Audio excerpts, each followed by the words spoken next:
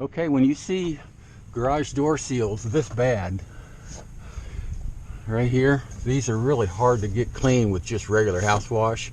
This is straight 12.5%. So the first thing I do on any job that has this bad of garage door seals, I shoot it with 12.5% and just let it dwell as long as it can. It doesn't take very long.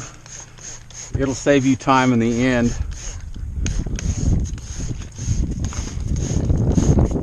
See, it's already turning.